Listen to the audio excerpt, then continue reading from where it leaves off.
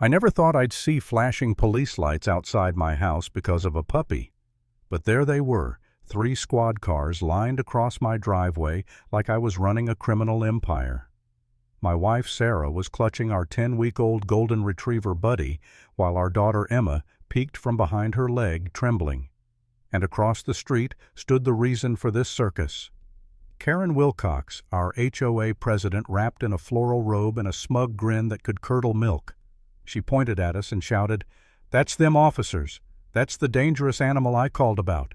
A dangerous animal." Buddy yawned so wide his ears flipped over his eyes. That morning changed everything. See, we'd only lived in Sunny Creek Estates for a week. It was supposed to be our dream neighborhood, quiet streets, good schools, and a backyard perfect for the puppy Emma had begged for since she was 5. We thought we'd found peace. Instead, we found Karen. The first time I met her, she marched over to me while I was unloading boxes. No hello, no welcome basket, just a thick binder shoved into my hands.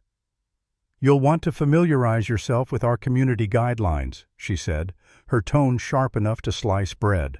"I've highlighted sections new residents usually struggle with." Every page was highlighted. Every single one. That night, as I took Buddy out for a short walk, I saw her standing at her window phone raised, snapping pictures. No shame, no attempt to hide it. Just blatant surveillance. I remember laughing to myself, thinking, all right, maybe she's just one of those neighborhood watchers.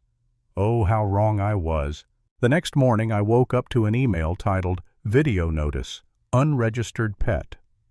Apparently I had 48 hours to register Buddy with the HOA. Fine, no problem. I filled out the forms and sent them in right away. I thought that would be the end of it.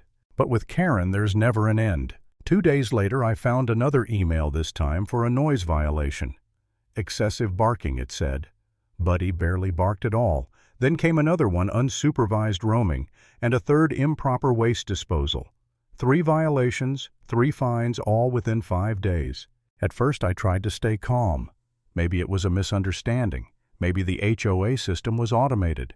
But then, at the first community meeting, Karen made it clear it wasn't a misunderstanding. She stood in front of everyone, chin-high, voice dripping with authority, giving a speech about irresponsible pet owners endangering community safety. And the entire time she stared right at me. My neighbors shifted uncomfortably in their seats, no one daring to speak. When the meeting ended, an older man named Frank leaned over and whispered, "Don't take it personal, son. She targets every new family. It'll blow over." It didn't. The more I complied, the worse it got. She started timing how long Buddy was outside, writing down every bark. One afternoon, I caught her leaning over my fence phone camera aimed at my yard. "Hey," I called out. "What the hell do you think you're doing?" "Documenting potential safety violations," she said coldly. That was the first time I really felt it, the helplessness, the frustration. We moved here for peace, and this woman was turning it into a battlefield. I tried to brush it off for Emma's sake, but inside I was furious. I wanted to fight back, yet part of me wondered, was I overreacting? Maybe this is just how HOAs worked. Maybe I was the problem. I told myself to let it go. I wish I hadn't. Because a few days later, at 7:30 on a Tuesday morning, my front yard turned into a crime scene. 3 police cars, lights flashing, officers stepping out, hands near their belts, and Karen across the street yelling like she'd just cracked a major case. That's the dog. It attacked me. Sarah froze. Emma burst into tears. And me, I just stood there in disbelief, holding a leash attached to the world's most harmless ball of fluff. The lead officer looked confused. "Sir, we received a report about an aggressive animal." Buddy responded by rolling over and showing his belly. One of the officers chuckled but kept his professional face. "Still, sir, we have to follow protocol. Animal control might have to evaluate your dog." That word, evaluate, made my stomach drop. They were going to take him. Emma grabbed Buddy and sobbed into his fur. "He didn't do anything wrong," she cried. And for a moment I believed Karen had won. I was tired, humiliated, and cornered. Maybe it'd be easier to just give in, to move away, let her have her little kingdom. Maybe that's what she wanted all along. But then I heard a voice from behind me. "That won't be necessary." It was Frank, my quiet neighbor. He stepped forward, his voice firm. I was watering my plants when this so-called attack happened. That puppy never left the yard. The officers paused. More neighbors began to gather. Mrs. Jenkins shouted from across the street, "Karen's been harassing them all week." Then Dr. Martinez, the local vet, stepped up. "I've examined that dog. He's as dangerous as a marshmallow. The only thing threatening about him is his sugar levels." A ripple of laughter spread through the crowd. Karen's smug face began to crack. But the real turning point came when a young guy, Ryan, came jogging up holding his phone. "I have a door camera," he said. "It caught everything." The officers leaned in as he played the footage. The video showed Karen walking onto my property, glaring at Buddy through the fence, then flinching back dramatically like she'd been attacked. Then she whipped out her phone and dialed 911. Silence.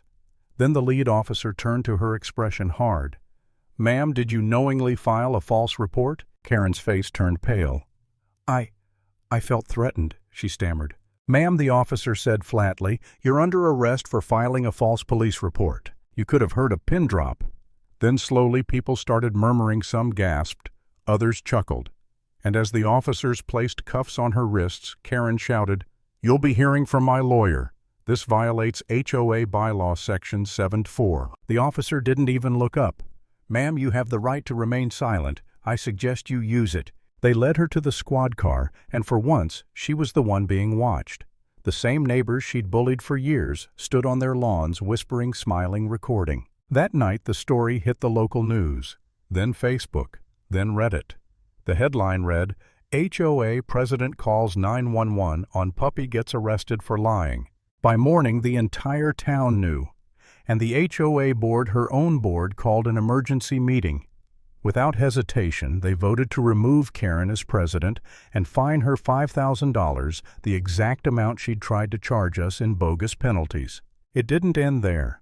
A week later, she stood in front of a judge, charged, convicted, sentenced to 100 hours of community service at the local animal shelter. When I heard that, I almost laughed. The woman who tried to ban dogs from her community, now cleaning kennels and feeding puppies. Poetic justice, right? I saw her once driving past the shelter. She was outside, broom in hand, glaring at a pack of wagging tails behind the fence. I almost felt bad for her. Almost. But what I remember most is that night after it all happened, walking Buddy around the block, the same path we used to dread. The air felt lighter. The neighbors smiled. Sarah reached for my hand. Emma skipped ahead. For the first time since we moved in, Sunny Creek actually felt like home. And that's when I realized something: bullies don't always win. Not when people stand together. Not when you refuse to back down.